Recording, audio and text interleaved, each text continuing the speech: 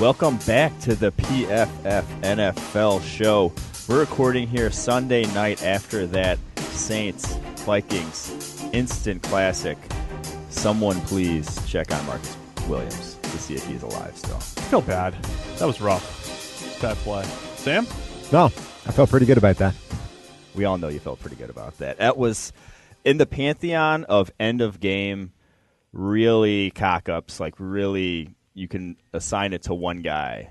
I think that was about as close to the top as you can That's get. right up there. That was ahead of Raheem Moore, in my opinion. I think it's sure. right. I think it's the same. It's right up there with one guy screwing the thing up completely to allow the play, the only play they could beat them. Especially at safety. I think it's an underrated story, though. The fact that he even caught that and had a chance to get out of bounds, even if Marcus Williams didn't duck his head, take out his teammate, and then allow for the touchdown, the fact that it was even caught with an opportunity to get out of bounds and in field goal range, I thought was egregious and terrible.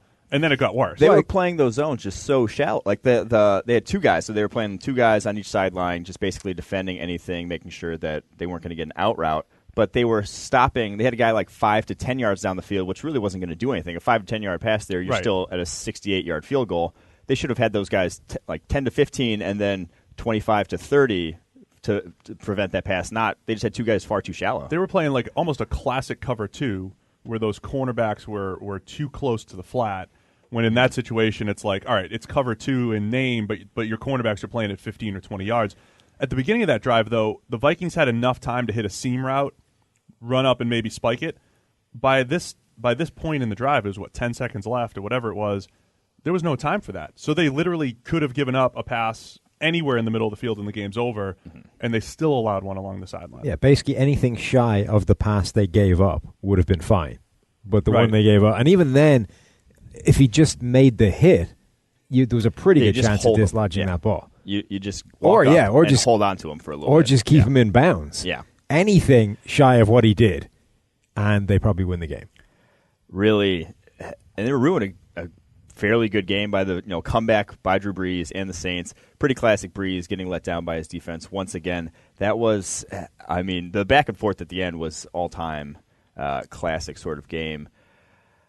Where did it go? It's just like it's all on. Like, what else can you say for the Saints defense? Like they played fairly well in the second half to win that game. Look, when you look at the flow of the game, it's easy to focus on the end, and Drew Brees had that great comeback and everything. But the fact that Minnesota dominated the first half was, that obviously is a factor. If the Saints could have put together one scoring drive in the first half, this whole game's different. But the Minnesota defense was dominant. They picked Brees off twice. One on a batted pass, one on a pretty bad underthrow. They are the best third down defense of all time, or since 1975, from just a pure conversion standpoint. In what Saints didn't convert a third down until the third quarter. That was an unbelievable effort by Minnesota in the first half. And if you look at where did the Saints go wrong, as bad as the end of the game was, if they could have been a little bit better early, I think that's a bigger story. Yeah, they threw away points on two drives into Minnesota's territory. One off a tipped interception, the other, Drew Brees getting sacked out of field goal range. Case Keenum returned the favor, though, in the second half, getting sacked out of field goal range. But you're right. Like, digging yourself that big of a hole in the first half, you can't really complain about losing then in the end. No, and it was the defense that really let them start getting back into this in the second half. In particular, Cameron Jordan, again, was dominant. He was just destroying Rashad Hill at right tackle. Really was in Case Keenum's face pretty much every play and was not allowing him to get much done. And really, it was kind of like I've been saying for a few weeks now that their problem is that offensive line. It's the thing that's going to stop them winning games in the postseason. It didn't quite manage it this game, but it came within a razor's edge of being the thing that prevented them winning this game. It really shut down that offense in the second half and looked like it was killing them late on when they just couldn't. Keenum didn't have the time to step up in the middle of the pocket and find somewhere to go with the ball. Yeah, the Saints were getting after them. That whole second half, as far as when Minnesota just needed to sustain offense, to run clock, and to maintain their lead, you've got the Saints pass rush getting after them. But all year we talked about Case Keenum, wheels falling off and all that stuff. Didn't it feel like it was ready to? He throws that YOLO ball. He just chucks it up. Like, what was that? He throws this pop-up for an easy interception, and it's like, all right, here it goes again. But he bounced back unbelievably after that. And that's another key part of it. He looked like he was going to go full old Keenum, but he bounced back and made some huge throws down the stretch. Here's a statistic for you that will illustrate why I think the offensive line is the big issue. Case Keenum in this game, when kept clean in the pocket, had a passer rating of 116.5, which is pretty damn good. Completed 75% of his passes, 76% of his passes actually, for 276 yards. When under pressure, his passer rating was 5.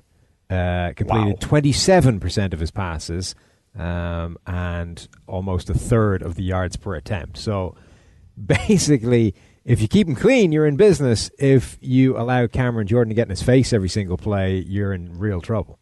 Yeah, like you mentioned, Rashad Hill at right tackle gave up sack, 2 hits, 3 hurries, was the definition of a liability in that game, especially down the stretch.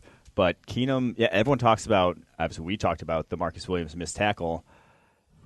That throw was pretty dang good. That throw was about as good a placement as you can hope for on that throw. It was not an easy throw by any means to throw that corner out between that corner and the safety. So credit to where credit's due. He made the play when it was right in front of him. That's what I'm saying. So the whole flow of the game, it's like, all right, Keenum's doing a pretty good job. It looks like, okay, now he's going full Keenum. He throws that ball, but then he comes back, hits a deep crosser in stride. He throws that jump ball to Adam Thielen, where Thielen had Marshawn Lattimore interfered with him, held him, actually picked up 2 defensive penalties on the same play, and Thielen still made the catch.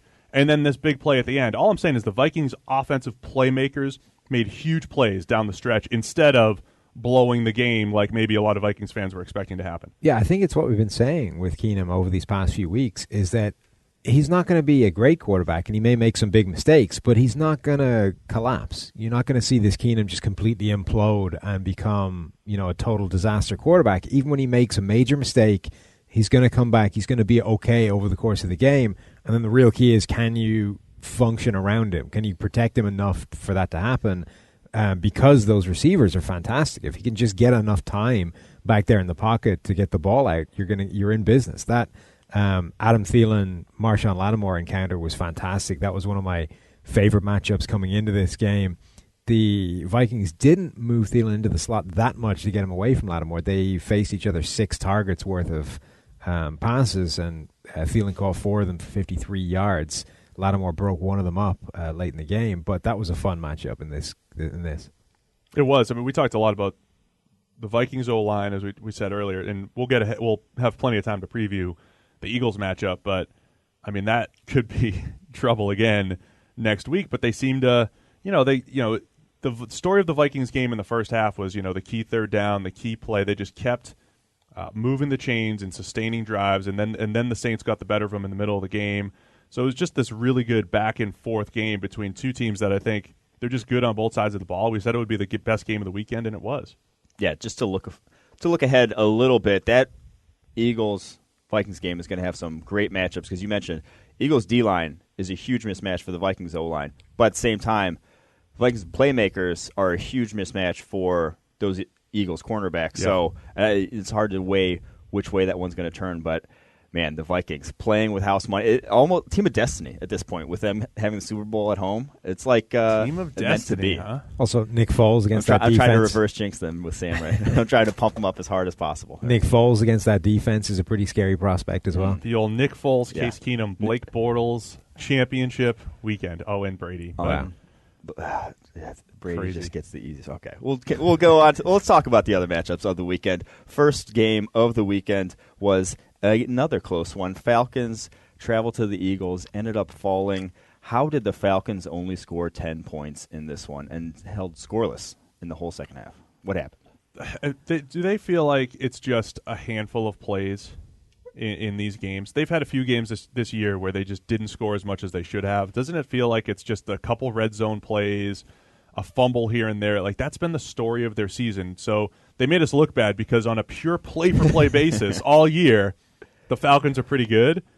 But there's something about that knack for making the play at the right time. So we talked about the Vikings doing it. The Saints were about to do it, and then they had – the Falcons' offense just did not have that about them this year. Yeah, but, I mean, here's the thing. All through the analysis, everybody thought that the Falcons were the team that was going to win this game, and, we did the well actually about them last week and all this kind of stuff. But all the way along that, we were saying that this Eagles team is still well capable of winning because they have. Well, okay, everyone except Mike said that this Eagles team was still well capable of winning because everything about that roster is in place except the quarterback. And as long as the quarterback wasn't a total disaster in the game, you would have a shot because you've got a fantastic defense. You've got an offensive line that has the capability to make some plays. You brought in Jay Ajayi for these games late in the season in cold weather to try and run the ball and take the ball out of the hands of the quarterback and make him less of a factor. And he didn't have a huge amount of production, 15 carries for 54 yards, but there was some big plays in there. There was some big single drive-sustaining carries in that let them kind of keep their foothold in the game. You said the quarterback, as long as the quarterback's not a disaster. Here's how you win football games, Sam. When the quarterback is a disaster, they become positive plays. Like Foles' first play of the game, that's about 20 yards short, thrown up into the wind, becomes a 40-yard pass interference. Yeah. And when his overthrow before the half, hit while throwing, but he forced it, goes straight to a safety, and it becomes a completed pass for 25 yards or whatever it was, into field goal range. Yeah. So when your quarterback makes disastrous plays and they become your best chunk plays of the day, that's how you win football games. Yeah. Bottle that up. For the first couple of minutes, Good analytics there. The Eagles' offensive game plan was basically just run into a defender and flail and hope that would draw a flag to fix whatever pass Nick Foles put in the air at that time. Chris, the boss, was like, this doesn't look good for Nick Foles. He's throwing this duck up into the wind, and then he's overthrowing passes into the flat. I mean, it was a rough start. I give Foles credit. He made a lot of big throws in the second half, some key third downs and some touch throws. He did make some really nice plays when they needed to, but I mean, overall, you're not looking at that and looking at this 100 passer rating that he had and be like, man, Nick Foles really won that game for the Eagles. That defense deserves a ton of credit for what they did against the Falcons, especially in the red zone. Well, and also, we talked about ad nauseum about how the Falcons really shut down the yards after the catch against the Rams and like how that was the difference in the game. This one was the complete opposite. The Eagles averaged 7.4 yards after the catch per reception as opposed to 2.3 a week ago, which is like that's what that defense is predicated on. That cover 3 is coming up and stopping those checkdowns and underneath throws for 4 or 5 yards and not allowing them to turn into first downs. It seemed like the drives just kept continuing against the Falcons defense because they kept turning into first downs. Almost 70% of Foles' yards came after the catch. That was by far the biggest total this weekend. Good stat, Mike. I mean, that is a key point for the Eagles going up against that Falcons D that was so good in that area previously. 8 missed tackles this week for the Falcons D, 3 the week before against the Rams. So that's another big part of that. The Falcons, though, this is an offense that is nearly identical personnel to a season ago that was one of the best modern offenses of all time. Was led the league in scoring, led them all the way to the Super Bowl. Obviously, they were missing left guard Andy Levitre. That's really the only massive difference. And you look up and down that offensive roster, and it's like, where do you legitimately upgrade to take this offense back to that level? Because you like tight end, maybe guard, but are those really impact players that are going to take you back to that level, or do they need to make a change at offensive coordinator to get back to that level? Because 10 points in a playoff game with that talent on that offense is you're not going to win playoff games scoring 10 points is all I'll say. I don't know what you're going to expect. I don't know if you're going to get back to that level, but I think you definitely need to address guard. I mean, we flagged that as a concern going into that game because you were running up against Fletcher Cox, and Fletcher Cox had the best of either of those guards. Now, one of those really killed him in the run game. Yeah, one of those takes care of itself when you get Levitre back, but they've had a problem at right guard now for a few seasons, whether it's Chris Chester or whether it's Schweitzer replacing him. It's not necessarily the fact that this new guy is going to be so fantastic it's going to fix everything. Instead, he's no longer going to be a weak link in a chain that's pretty good. That offensive line with the other 4 guys is in pretty good shape. But if you have one guy that's a total liability, you just got a guy constantly steaming through to the quarterback every play. And it's happened both these playoff games, whether it was Aaron Donald in the first game or Fletcher Cox in the second. It can torpedo an offense. So, I don't think that installing a competent right guard is immediately going to turn this team back into the team it was when they were setting records and that kind of thing. But it's going to make them an awful lot better because there's no obvious weak link on the offensive line to attack. I think there's a lot to the play calling aspect of it, though, too. I mean, if you look at Matt Ryan's season, we've been sitting here talking for weeks about the bad luck that Matt Ryan's had. So that's a factor, right? He's had some unlucky interceptions, too. But last year, when Kyle Shanahan was the coordinator, how many plays per game? 1, 2, 3 plays per game where you're like, wow, that's a good play call. It was like the Jacksonville game. When Jacksonville runs that play action and you got this fullback seam route for a wide-open touchdown, you're just like, bam, that's a great play call. It feels like they've been setting it up for, a season and a half, and they finally hit it. That was like weekly with Kyle Shanahan last year with Matt Ryan. There was 1 or 2 plays every week that was like, wow, it felt like the perfect play at the right time. That's a nice, easy touchdown for Matt Ryan. You just didn't have that this year with Atlanta's offense, combined with the bad luck. Well, I mean, you just look at this game in particular. The Eagles had a handful of plays themselves where it's just like that scheme, whatever play the play design itself beat the Falcons defense. Where there was that little handoff to Nelson Aguilar on the misdirection, whether it was passes in the flat where they had ran a guy off and it just went for 20 yards afterwards. There were just a handful of those, whereas everything the Falcons did offensively, it seemed like they had to work for, they had to pass it down the field where it wasn't coming easy to them. So I think it just, in this game, you could tell the coaching difference in terms of the the plays that they ran. There were also plays left on the field just through lack of execution. Matt Ryan makes something happen, puts a ball in the back of the end zone. There's all kinds of contact, but Julio Jones should come down with that ball for a touchdown. Julio Jones is supposed to be one of the top 2 receivers in the league. If you're no Antonio Brown, man. If you're one of the top 2 receivers in the league, you've got to come down with that ball. It goes through his hands in the back of the end zone. He should bring that in, and that changes things. It's a game winner. We'll talk about Antonio Brown in a bit, but I mean, it really has been those 2 guys. Like Odell Beckham looked like he was maybe up in that tier for a while, but when you talk about that tier, it's Antonio Brown and Julio Jones.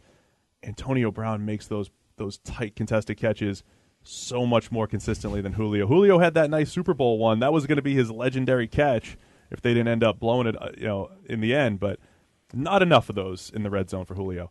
What do you guys think, by the way, of the last play call? Because I'm generally against the designed roll on a must-have play, the designed rollout, splitting the field in half, unless there's either misdirection or it's a pure pick play. If it's a pure pick play, you're going to have a guy open. But this was just like, hey, guys, run some routes, and it's a 2-man combo, and Matt's going to roll out. I hate that. A 2-man rollout is crazy. To have only 2 options that you can go to in the red zone, it's like that can be so easily shut down, and obviously it was. That to me was poorly executed. Matt Ryan's a good red zone quarterback, too, and good red zone quarterbacks, if they get a 3 or 4-man rush, they know that they can be patient. Right, so they know as long as the pressure doesn't get there, they can maneuver the pocket, buy time. You're taking that skill completely away from a great pocket passer in Matt Ryan, who, if the initial read's not there, if you don't have that quick read, you know to buy time, maneuver the rush, and then somebody's going to get open. You can't cover with 7 or 8 guys all day. So I just didn't love that play call either. I would have rather have run a fade, to be honest, than that play. The 33% of 33% success rate fade, according to Pro Football Focus. Eagles, though, come away with the win. A little surprised. They'll host the Vikings next week.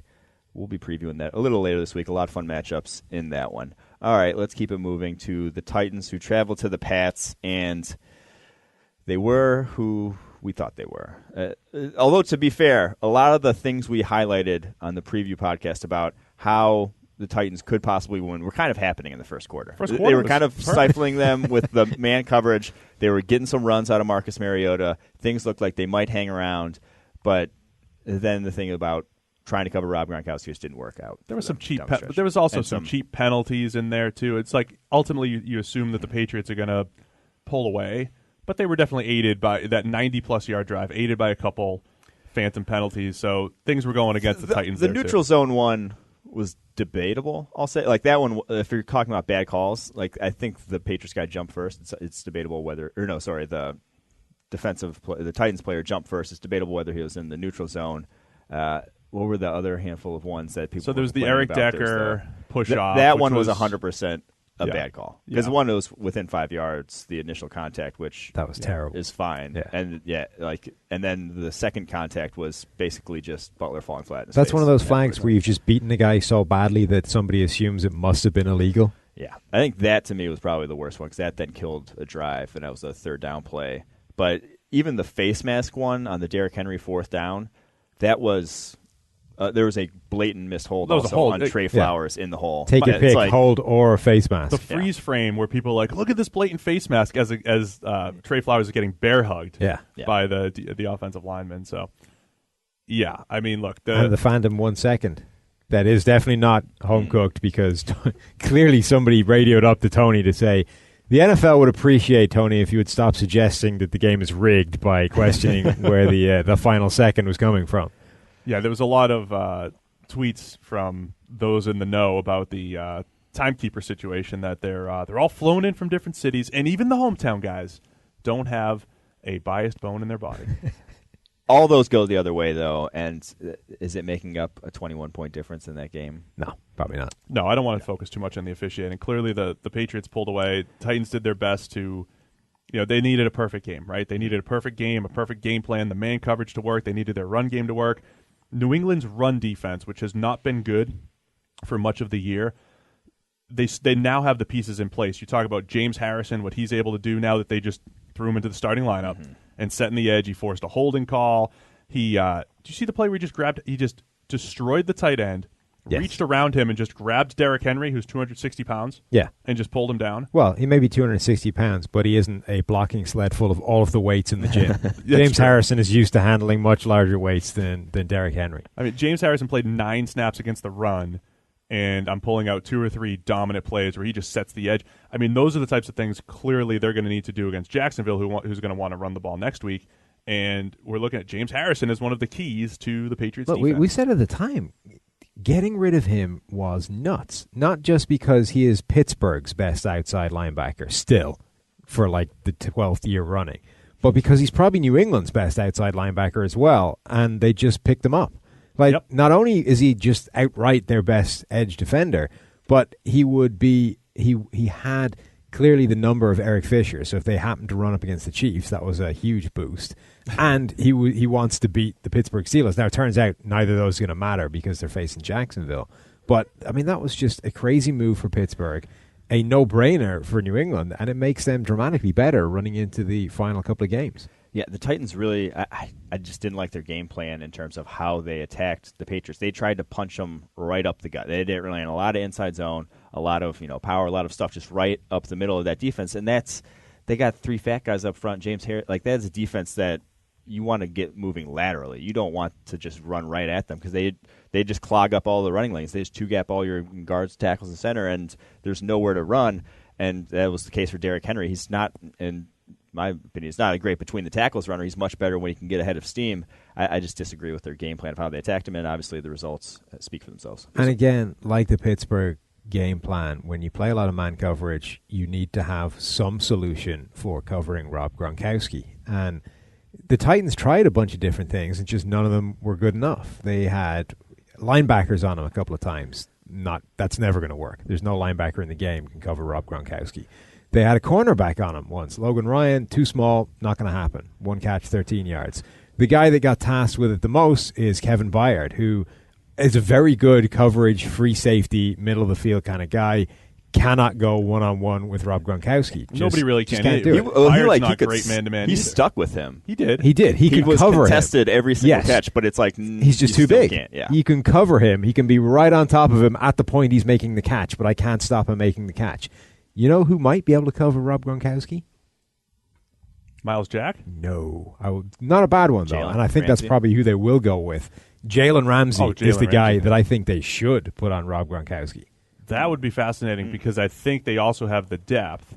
Boye could easily take Cooks. Yep. But I think ultimately, as great as Gronk is, when we get to this game to discuss it, this is going to be the running backs and Amendola game for New England. It's going to be running backs on linebackers. It's going to be Amendola on their number 3 corner, and it's going to be, that middle of the field type of game, or the base personnel game, like we talked about what San Francisco did. But will Jacksonville still just combat that with the nickel? That's going to be fascinating from a schematic standpoint. But yeah, Jalen Ramsey versus Gronk could be the matchup. Couple shout-outs to the Patriots defense. Trey Flowers, monster game, a sack, 2 hits, 3 hurries, 2 more run stops, and then free agent pickup Stephon Gilmore, highest graded cornerback for them, only 1 catch all day on 5 targets. An underrated story this season, the And fact that he started out so terribly. He's played a lot better over the last. He's played much better. He's been one of the better corners in the NFL. I think an equally underrated story is what on earth happened to Malcolm Butler, who looked like he was becoming one of the game's best corners and has not had a good season at all. Yeah, there was something going on off the field. He got benched earlier in the year, bounced back a little bit, but it's been a weird season for Butler. Perhaps, I wonder if this is putting pressure on himself for the big contract. Yeah. It's a contract year. There was all these offseason rumors. He was going to get traded and all that stuff. Honestly, I think ultimately for the Patriots, though, the fact that they didn't trade him just for a draft pick and have him and Gilmore on the field at the same time, I think that works out better for them for this year anyway. Yeah. Maybe they lose that pick long, but for Let's this be year, honest, they were going to win the Super Bowl if they traded him. And they traded the whole rest of the defense. it's not over. Jacksonville's coming to town, and they're pissed off. One more little note too. New England has a history of when they go up against a really good run defense to just chuck it around the yard. I mean, Brady had this high 31 attempts in the first half. They just came out and said short pass game. Let's throw to the running backs, which Tennessee really struggled to cover anyway. Mm-hmm. That opened up more of the downfield passing as the game went. And New England always looks like they've got a couple wrinkles up their sleeve that they break out for the playoffs. New motions with Gronk and different looks. So it's kind of a classic New England divisional playoff game where they really controlled the action after that slow start. Also, Deion Lewis is ridiculously good. He's really good. Like, he started off and he was just this incredibly good gimmick player. They got a few, passes a game, and now he's just really, really good every down running back. It's insane. Yes. I've always been of the opinion that the small guys like him get pigeonholed into skate backs. They can't run between the tackles, but it's harder to see a guy like that between the tackles. You can knife between smaller holes when you're a guy like that. Like, that doesn't necessarily limit you to being a not between the tackles runner. I think we're seeing that with what he's doing because he runs the full concept. They're not using him any way. They run a lot of their pure just gap concept, trap stuff, and I thought Danny Woodhead always had that too. Danny Woodhead had that knack for here's 2 to 3 yards, but let me just knife in for 5, and Deion's kind of taking that to the next level. Do you guys remember him at the combine at all? No. I swear, that little that drill where the running back just cuts. Yeah. Just let me see your best cut. I swear that's the best cut I've ever seen. I saw it at the combine, and then he does nothing in the NFL for years, and I'm like, wow, I'm an idiot. But that's what he is. Yeah, I was doing my one cut scouting. Like, that's the best cut. I think I said an audible wow watching the combine, but it's been fun kind of like watching him develop the last couple of years. Yeah, Pat's Jags next week is going to be fun. Let's hit the Jags game real quick here. Last game of the weekend, or last game we need to hit for the weekend. A wild one. Got up into the 40s. I felt like an idiot betting the under about 10 minutes in. The Jags defense gives up a ton of yards passing, but it really didn't feel like they did that poorly defensively. It seemed like every big play was either like a third or fourth down and was contested. Really tight coverage. Yeah, like it's crazy that the Steelers defense was played as poorly as it did because offensively, like, you think you put up 42 points in that game, you tell any Steelers fan that and they're saying we won by 20. Like, there's no chance you think you're losing. That's the story of this game, that the Steelers defense got its ass kicked by Blake Bortles. Well, not so much Blake Bortles, but the Jags offense generally. Like you say, they had to work hard for it, but they ultimately got a lot of scores on the board as an offense and put up a lot of points. But their defense just got absolutely destroyed by the Jaguars. Whether we said going into this game that one of the reasons that this first game was unlikely to repeat itself is because Leonard Fournette's big run in that first game was just a bust by the run fits. The Jacksonville offensive line isn't actually very good, but it played like it in this game. It played like this run-grading monster unit that just ran all over the Steelers defense. The first, I can't remember if it was a touchdown or the play before the touchdown. They just caved in the Steelers defense down the left-hand side. It was just too easy all the way through the game. They ran for fewer yards this time than they did last time, but I don't think I saw a more dominant run blocking performance all season long than what they did to the Steelers. It was just like 5 yards, untouched, every play after play, it seemed like. At least in the first half. That's what I mean. So they had a lot of games where they ran a lot, but at the end of the day, it's like, they ran 27 for 95 yards or 30 carries for 100 something. It wasn't an efficient running game. It was a high volume rushing game. This did, and people would come away and be like, wow, the Jags really run the ball well. this was the game that everybody's talking about all year, where they run the ball well. Like you said, Fournette was getting 3, 4, 5 yards head of steam every single play and just running into a pile and moving it a little bit, and that was his game, even before the injury. So, yeah, impressive, dominant performance by that Jags offensive line. If it wasn't a 45-42 game, I mean, that would be probably the story of the game if you didn't have all these other explosive plays to discuss. Even in the passing game, they allowed only 8 pressures, 28 dropbacks. 6 pressures on 28 dropbacks, only 2 hits, not a single sack for that offensive line. Like for a Steelers front that has, an all-pro and Cameron Hayward, another few good players, and Stephon Tuitt, Javon Hargrave, they got their butts whipped, and that was the entire difference in this game. They really did. Like, usually the Steelers have a couple of players. It's usually those two, Tuitt and Hayward, have a pretty good game, and they're let down by a lack of quality outside them. But basically nobody held up in this game. Every single person, certainly up front, just got absolutely destroyed by the Jags' offensive line. And really, there's no difference makers at that point because the secondary is their weakest part anyway.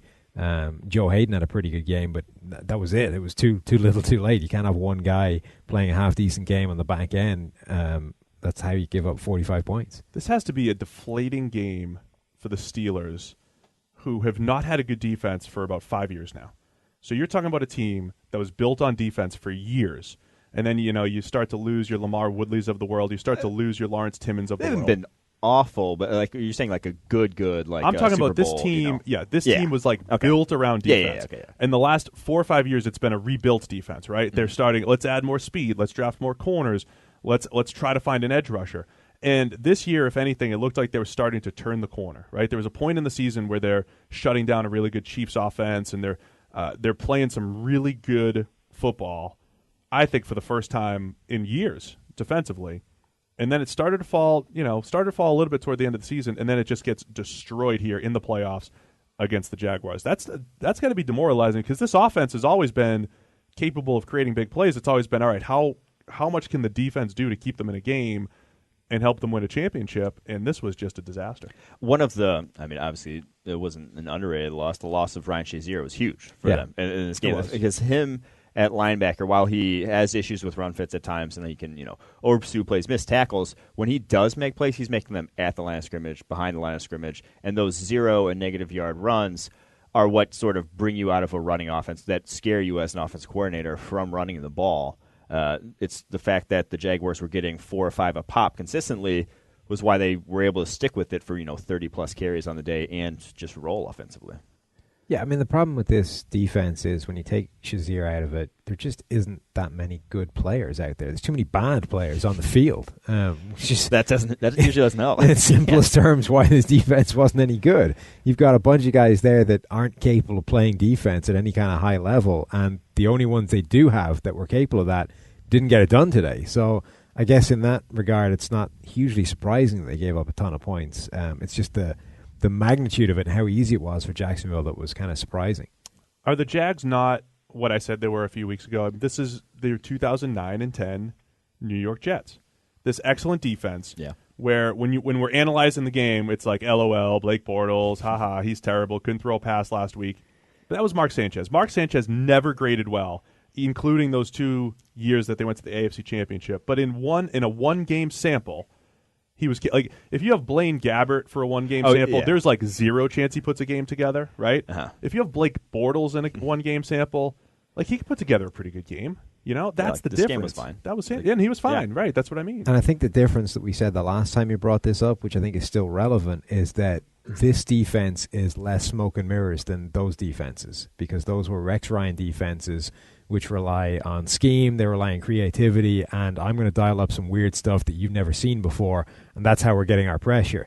This team just rolls out there with a bunch of players that are better than the guys you have trying to block them, and that's how we're getting pressure. And we're shutting your receivers down because we're better than you are out on the perimeter. I think that's a lot more scary to deal with because if they need to, they can probably go into a bag of tricks and dial up some blitzes or some things you haven't seen before, but they haven't needed to yet. They've been able to go toe-to-toe with even the best offenses in the league. Okay, like you say, they gave up a lot of points, but they were all over a lot of those plays, and they shut them down ultimately in a lot of key situations. Yeah, they're almost a defense that's held back if you start getting schematically Yeah. diverse, because then you install ways where you could be beaten, where if you just let them go up, match up one-on-one man coverage, they'll hold their own because they're that talented across the board, which is why it's such an interesting matchup next week. But even with in the this, Patriots.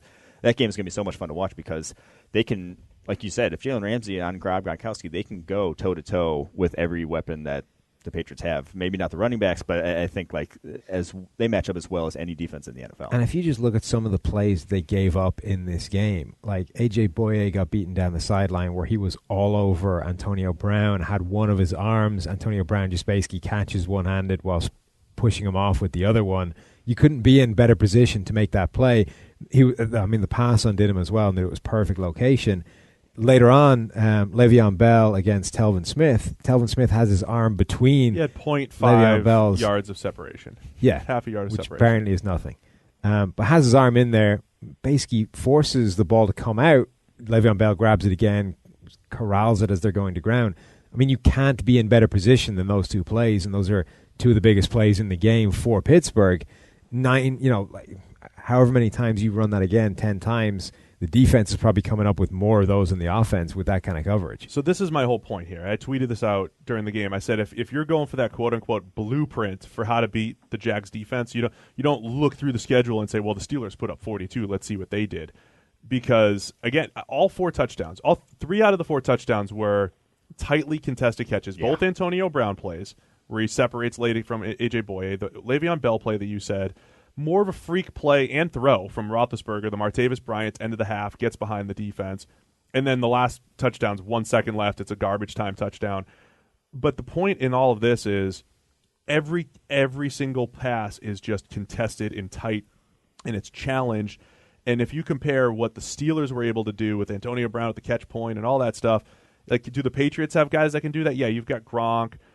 Brady can make pinpoint throws. But when you talk about Brandon Cooks isn't going to make any plays like that. We saw that against Tennessee. Anything where anybody's close to him, he doesn't have a shot.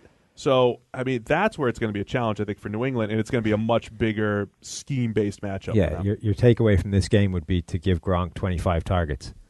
If you can, unless Jalen Ramsey's on him. I mean, really, I want to see that. Even then, I would say your only hope you have of getting passes completed is just he's probably going to take more of those than the other guy. Let's just throw it at him 25 times in the game and hope it's enough. When we talk blueprints, though, look, we talked about New England comes out against this run-first defense in Tennessee, and they're like, forget it. We're putting the ball in Brady's hands 30 times in the first half. This game could go either base, run the ball, right?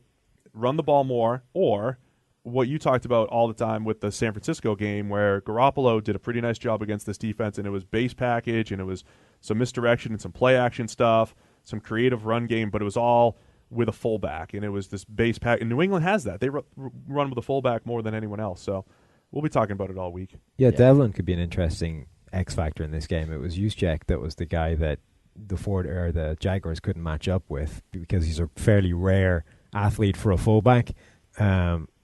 Devlin isn't quite that, but he's a pretty good athlete himself. That would be an interesting way of attacking this defense. Yeah, we'll get into that a little later this week. Now we're going to move on, though, to some segments. Just a couple here for you guys this week. The first one, 5 signature stats you need to know, presented by PFF Elite. First one up from that Jags game.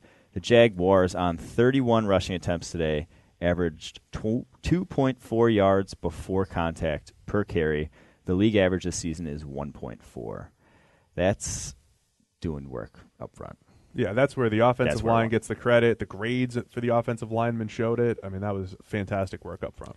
Yeah, 2.4 yards before contact. Like, if you're a bad running back, you're around 2 yards after contact per attempt. Yeah. And that puts you well above league average per attempt if you're just that. So it's moving the chains. Yeah, that's just running that all day. Yeah, that was the difference in the game. Second one up here. Marcus Mariota pressured on 18 dropbacks, converted 8 into sacks. The league average is 17.6%. He was well above that.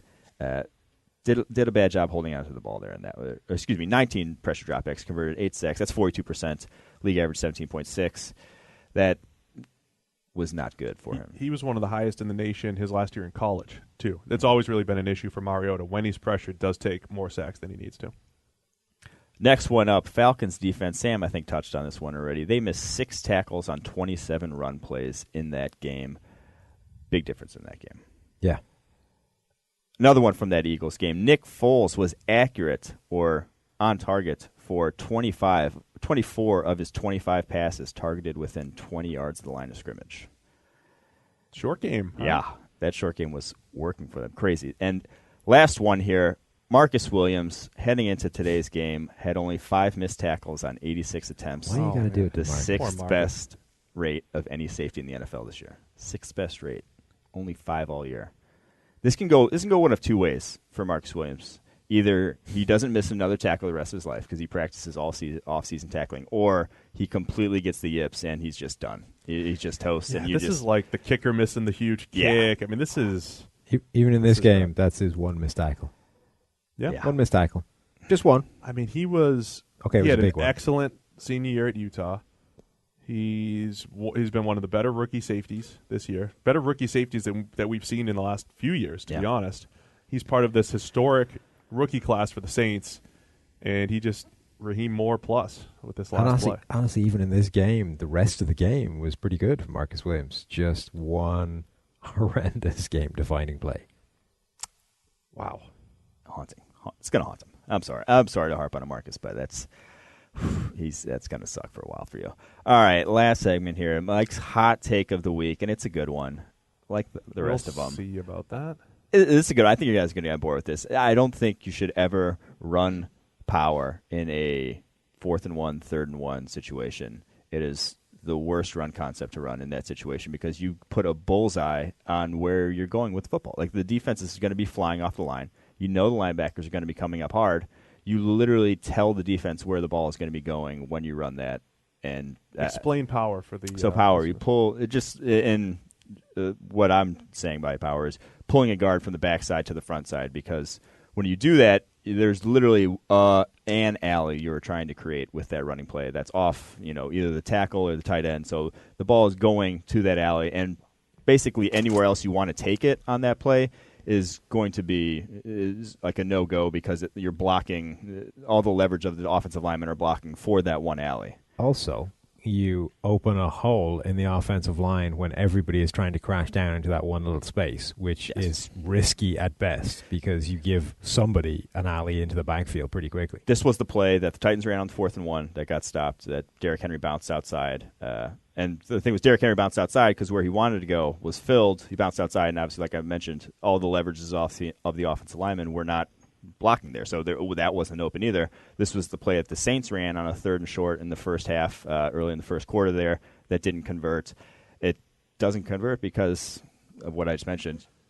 Just my least favorite. Yeah, so on a zone play, there's multiple points of attack where you're actually reading the defense, and you're saying, I'm either going to hit here. There's multiple places to hit. Yeah, there's not necessarily the lever. You're not, as an offensive lineman, you don't necessarily have your leverage pointed to one way. You're kind of like, depending on which way the defensive lineman goes, your leverage could be different. You could take him where he wants to go, and then it's on the running back to read the hole. What you're saying about power is not only is the running back designed for going to one hole, the entire defense is just going there. Yeah. Everybody's going to blow up that one hole. Where the zone play, the defense has to play disciplined. You can't just go to the first hole, and if one guy loses his gap, chances are the running back can find it. Mm-hmm. Or even a wide play, or just, other forms of gap blocking, you're not telegraphing it nearly as much as when you pull a guard through a hole. Also. And you have a guard pulling to where a guard's not as fast as a linebacker. Like if he reads that, the linebacker can beat a guard to that hole. Like it's just, there's so many reasons why I hate it, and I think we saw this weekend why. I think on a power play, 3 or 4 blocks need to be really good for it to work. Whereas on a zone play, you can find that one good block and kind of get there. I don't hate it, Mike.